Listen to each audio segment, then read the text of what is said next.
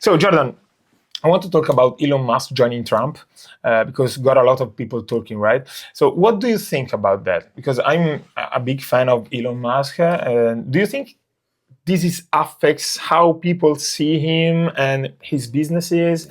Well, I hate Elon Musk. No, I love him. I absolutely. I'm a huge fan. Yeah. Oh yeah. First of all, thank God. Thank God for the country that him and Vivek Ramaswamy have this Doge, right? Department of Government Efficiency. I couldn't think of two better people to do it. And it is so crucial that the U.S. gets hold of all the wasteful spending and overspending. You cannot keep doing what the U.S. is doing. We'll go bankrupt at some point. Yeah. What holds up the U.S. right now is that the dollar is the reserve currency for the world.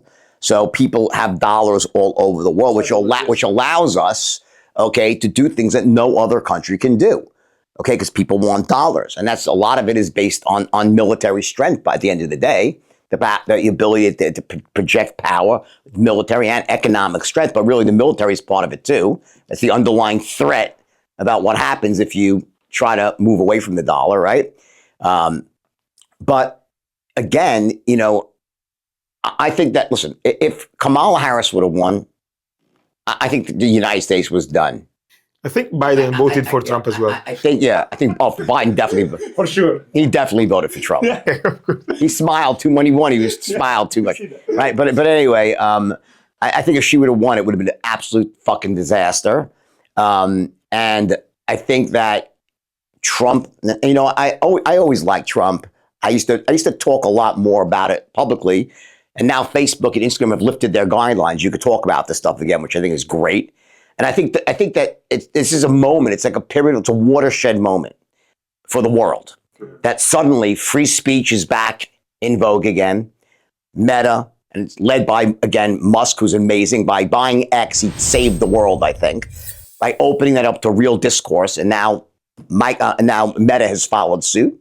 Now you can talk about what you want without getting penalized. I've gotten penalized in the past for talking about things. I said, fuck it, I'll just stop it. It's not that important to me, but I'm going to start being more vocal again on Meta and on Instagram and Facebook. But I think that this is a combination of a couple things. Number one, it's Trump getting in there and igniting massive growth through lowering taxes, lowering energy costs, getting rid of all these fucking regulations that make it so hard to do anything in the United States, to build new homes, to drill for oil, to make telephone calls. You have this like administrative state that has made all of these rules and regulations, and the Supreme Court says it's not actually legal. They have to have been made past through Congress, right?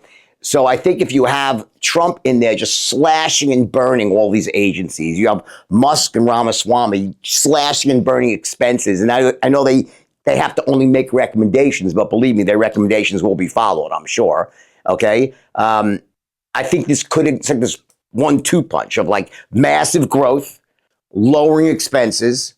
It's like a rework. It's like a turnaround. Sure. You know what I'm saying? And then those two things together, I think the United States can soar. If we can start growing at 5% per year and bringing down our expenses, we could be very quickly paying off that deficit. Hopefully, he can stop the war as well.